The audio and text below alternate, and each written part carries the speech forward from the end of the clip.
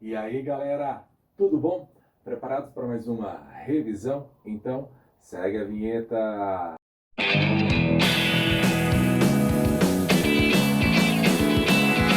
E aí, galera, tudo bom?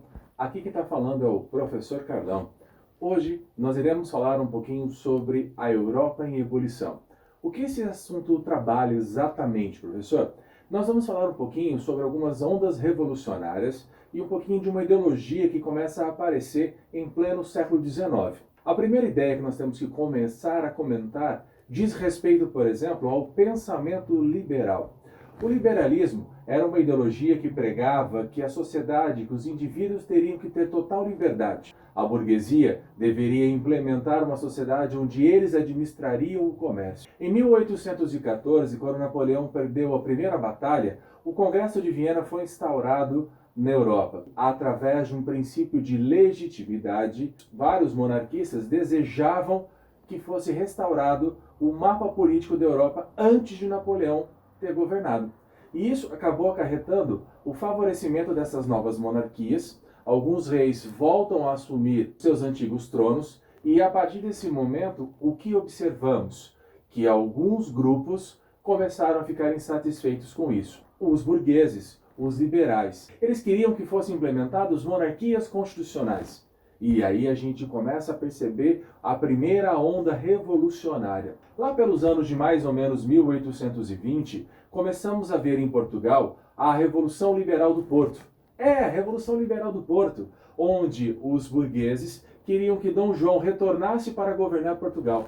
E a partir daí, como ele hesitou em voltar, eles acabaram promovendo uma monarquia constitucional. João voltou para Portugal. A Grécia acabou se mobilizando, fortaleceu-se e acabou se separando do Império Turco Otomano. Junto com esse favorecimento dessas novas monarquias e desse pensamento liberal da burguesia industrial, percebemos que a Europa passa por um grande turbilhão de novas mentalidades que começam a aparecer na Europa. Estamos passando pela segunda fase da Revolução Industrial. Novas inovações, novos desejos, o desejo de ter cada vez mais lucro acaba levando a uma parcela da população a se ver obrigada a sair do campo para ir para as cidades. Temos um crescimento urbano gigantesco e uma nova burguesia que começa a aparecer industrialmente falando. Em 1830, começamos a perceber que um determinado país chamado França começa a relembrar algumas características de uma antiga revolução chamada francesa. A população estava passando por um período de seca, fome, inflação de preços, as fábricas não estavam caminhando corretamente como deveriam, os reis começam a exigir favorecimento aos nobres. O Congresso de Viena colocou no poder na França o rei Luís XVIII. Morreu em 1824. Assumiu seu irmão Carlos X. Ele era muito mais favorável aos nobres e ao clero e se afastou da burguesia. Para isso, Carlos X, então, em julho de 1830, onde, novamente lembrando, viviam em uma situação de inflação, de desemprego, falência de fábricas, fome, acabou criando as chamadas Ordenações de Julho. E a partir desse pensamento liberal, a burguesia, durante 3 dias do mês de julho, os chamados 3 dias gloriosos, acabaram fazendo um levante. A Guarda Nacional acabou tirando do poder Carlos X e o povo acabou assumindo.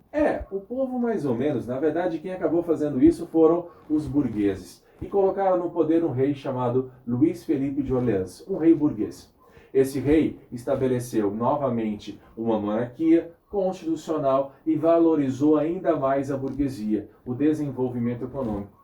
Passaram-se os anos. Ao finalzinho dos anos de 1846, 47, novamente há um período de seca e de crise. E essa crise econômica e a fome, a inflação, acabaram levando a um pensamento que estava surgindo na época, além do liberalismo, o chamado socialismo, começou a conduzir pessoas, como por exemplo Ledru Rollin, como Louis Blanc, começaram a fazer banquetes para convidar a população a se organizarem para mobilizarem e tirarem do poder Luís Felipe. Em 1848, o povo ouvindo o clamor desses burgueses, o povo ouvindo o clamor dos socialistas, o povo ouvindo essa necessidade de mudança, acabaram tomando o poder em 1848 na França. Essa ideia começou a se propagar para diversos lugares. E aí nós temos então a Itália, a Alemanha, nós temos também ali a Dinamarca e outros lugares como a Hungria a fazerem as suas revoluções, um desabrochar. O nome que se chamou foi de Primavera dos Povos. E essas ideias começaram então a fazerem revoluções, a se separarem dos seus antigos monarcas. A França implementou o socialismo, só que não durou muito tempo. Ao assumirem o poder, eles começaram a criar as chamadas oficinas nacionais, começaram a reduzir os valores dos impostos, começaram a estabelecer o sufrágio universal, começaram a estabelecer a divisão em 3 poderes. E essas medidas não conseguiram fazer com que a França prosperasse novamente. Qual é o resultado disso, galera? Simplesmente começamos a ter o surgimento de uma nova ideia dos republicanos, que ao ouvirem um republicano cujo nome dele chamava-se Luiz Bonaparte, isso, sobrinho de Napoleão Bonaparte, foram convocadas novas eleições e aí Luiz Bonaparte assume o poder na França.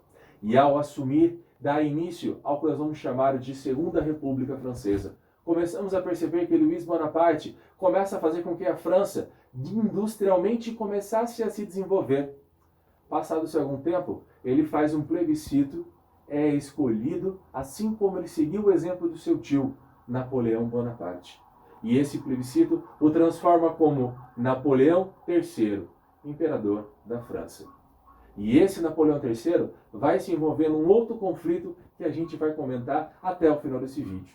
Tá ok? Saímos um pouquinho da França e agora nós vamos caminhar para a Itália. Ao irmos para a Itália, vamos começar a comentar que ela era dividida em 7 estados. Os mais principais se encontravam na região norte, onde eu tinha o reino de Piemonte e de Sardenha.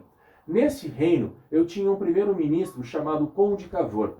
O Conde Cavour, ele já havia desenvolvido a industrialização naquela região.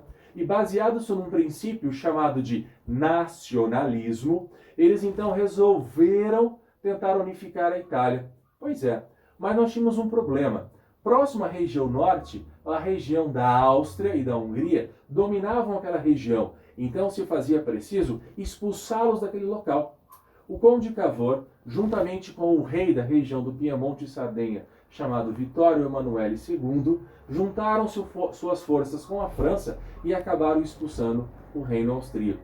Só que a Itália tinha também uma parte no sul, onde um líder chamado Giuseppe Garibaldi, ele acabou derrotando o rei de Nápoles e acabou se aproximando o sul com a região norte. E o que aconteceu a partir desse momento? Vítor Emanuel II é nomeado monarca da Itália, onde ele vai respeitar uma constituição e, claro, o voto censitário, porque a Itália vira uma monarquia parlamentar. Saindo da Itália e caminhando para a Alemanha, a gente vai começar a falar agora de um outro cara, chamado Otto von Bismarck. O Otto von Bismarck, ele pertencia a um reino chamado Prússia. A Alemanha, ela não existia. O que existia, na verdade, eram 39 estados confederados, chamados de Confederação Germânica. Ela foi criada a partir do Congresso de Viena. E está vendo como o Congresso de Viena era importante? E esses princípios, como da legitimidade, que iriam voltar às monarquias, foram importantes para as várias revoluções que a gente está ouvindo até agora. Voltando. A Alemanha, como não existia, e sim a Confederação dos Estados Germânicos, acabaram levando o Otto von Bismarck a ter algumas ideias interessantes. Pois, já que o mundo estava vivendo uma revolução industrial, o que seria necessário então? Era também unificar através do princípio do nacionalismo, onde os países deveriam buscar uma união, onde eles deveriam se transformar em uma nação, onde eles deveriam buscar as suas características em comuns para prosperarem. O Otto von Bismarck verificou que existia uma dificuldade em vender produtos de um estado para o outro. E esses produtos ficavam mais caros devido às taxas alfandegárias. O que vai acontecer? Otto von Bismarck cria uma política alfandegária, cujo nome chama-se Zollverein, e dessa política alfandegária aproximou vários estados. E essa facilidade acabou fazendo com que existissem mercados mais fáceis e eles pudessem se industrializar, objetivando uma exportação, ganhando mais lucro. Ou entanto, a Dinamarca e a Áustria não aceitaram. E aí nós vamos ter dois conflitos, um chamado Guerra Austro-Prussiana e uma guerra chamada de Guerra dos Ducados. Nessas batalhas, quem sai vitorioso foram a Prússia. No entanto, a Áustria ela não se une à Alemanha, permanece isolada. Os ducados acabam se aproximando, criando o que nós vamos chamar de estados germânicos. Só que, ao mesmo tempo que a Alemanha começava a criar forma, o paizinho do lado, chamado França, começa a ter receios e medo. E aí, o Napoleão III, aquele que eu comentei um tempinho atrás, ele então declara guerra contra a Prússia. E iniciamos então, em 1870 até 1871, a chamada Guerra Franco-Prussiana. Após várias batalhas, conflitos e mortes, o que nós temos como resultado? A França saiu derrotada, a Prússia saiu vitoriosa e, como resultado, através de um tratado chamado Frankfurt, a França acabou cedendo dois territórios para a Alemanha, chamado Alsácia e Lorena. E esses dois territórios eram de extrema importância para a Alemanha, pois possuíam carvão e possuíam ferro. E esses dois produtos auxiliaram a transformar a Alemanha, logo no início do século XX, na maior potência do mundo. Só que essas potências cresceram, se desenvolveram. Nós temos a Itália industrializada, temos a Alemanha industrializada, a Inglaterra, temos a França, vamos ter os Estados Unidos, vamos ter o Japão, entre outras nações. E com todos esses produtos, o que vai acontecer? Eles passam a precisar de mercados consumidores. E esses mercados consumidores, eles objetivam aonde conseguir? Lá nos países que eles chamavam de atrasados.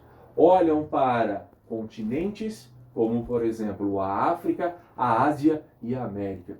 E lá eles percebem que eles poderiam conseguir matéria-prima para transformar os seus produtos mais baratos. Começam a perceber que lá poderiam ter mão de obra se montassem fábricas bem baratas. E isso aumentaria o seu lucro. E o nome que se chama disso passou a ser conhecido como neocolonialismo ou mais conhecido como imperialismo. A segunda fase da Revolução Industrial, ela promove mudanças, uniões, o nacionalismo, o interesse da burguesia. Galera, vou ficando por aqui. Se gostou do videozinho, aceita o sininho. Se está gostando do vídeo, deixa nos comentários a partir dali, ok? Galera, aquele abraço, até mais!